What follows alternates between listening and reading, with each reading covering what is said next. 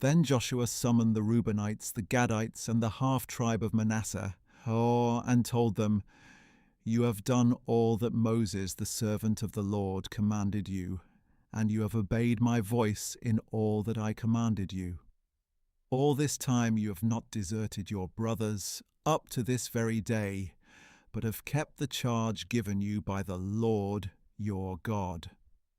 And now that the Lord your God has given your brothers rest as he promised them, you may return to your homes in the land that Moses, the servant of the Lord, gave you across the Jordan.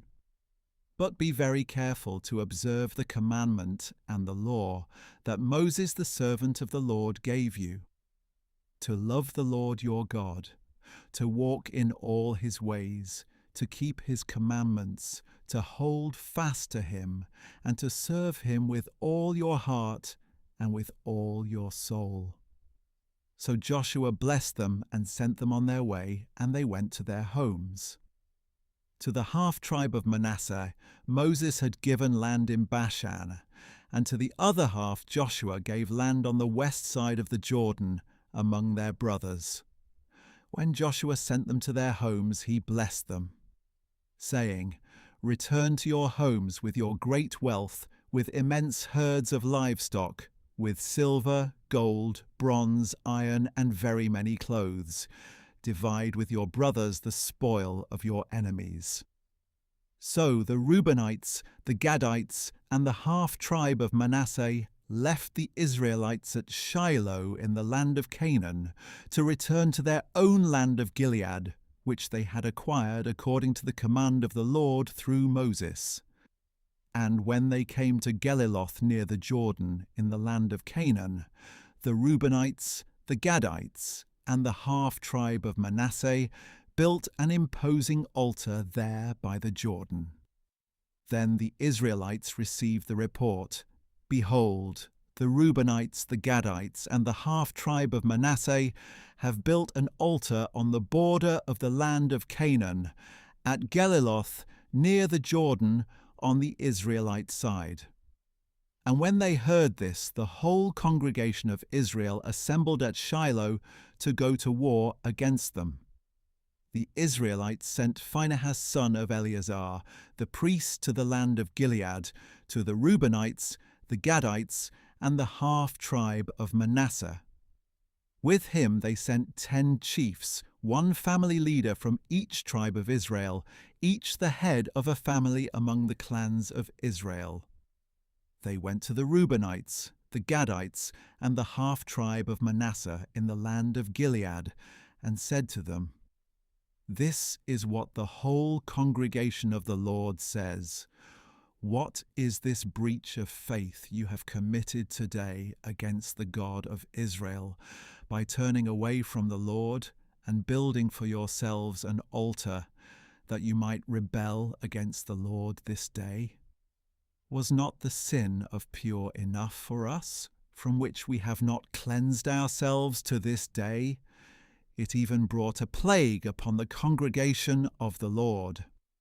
And now, would you turn away from the Lord? If you rebel today against the Lord, tomorrow he will be angry with the whole congregation of Israel. If indeed the land of your inheritance is unclean, then cross over to the land of the Lord's possession, where the Lord's tabernacle stands, and take possession of it among us. But do not rebel against the Lord or against us by building for yourselves an altar other than the altar of the Lord our God. Was not Achan son of Zerah unfaithful regarding what was set apart for destruction, bringing wrath upon the whole congregation of Israel? Yet it was not only Achan who perished because of his sin.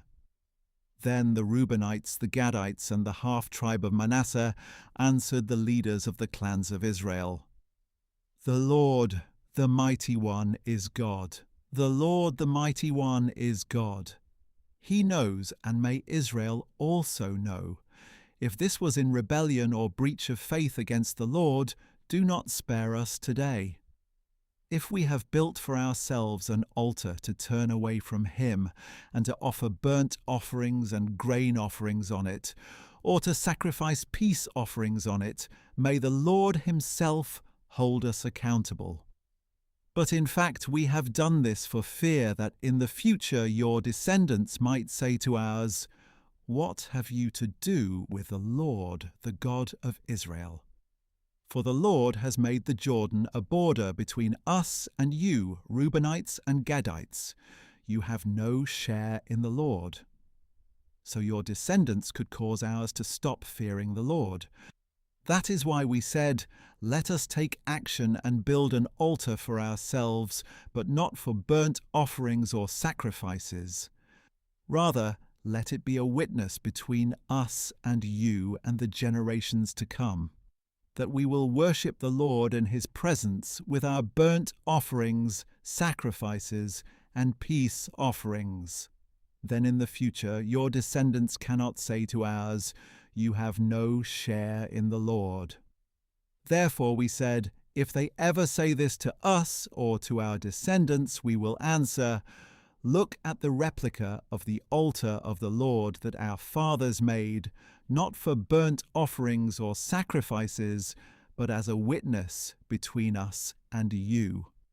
Far be it from us to rebel against the Lord and turn away from him today by building an altar for burnt offerings, grain offerings, or sacrifices, other than the altar of the Lord our God, which stands before his tabernacle."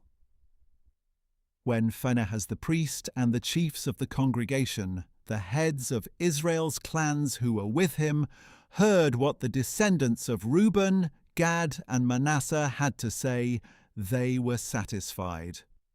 Phinehas son of Eleazar the priest said to the descendants of Reuben, Gad, and Manasseh, "Today we know that the Lord is among us, because you have not committed this breach of faith against him. Consequently, you have delivered the Israelites from the hand of the Lord." Then Phinehas son of Eleazar the priest, together with the other leaders, returned to the Israelites in the land of Canaan, and brought back a report regarding the Reubenites and Gadites in the land of Gilead. The Israelites were satisfied with the report, and they blessed God, and spoke no more about going to war against them to destroy the land where the Reubenites and Gadites lived. So the Reubenites and Gadites named the altar Witness, for they said, "It is a witness between us that the Lord is God."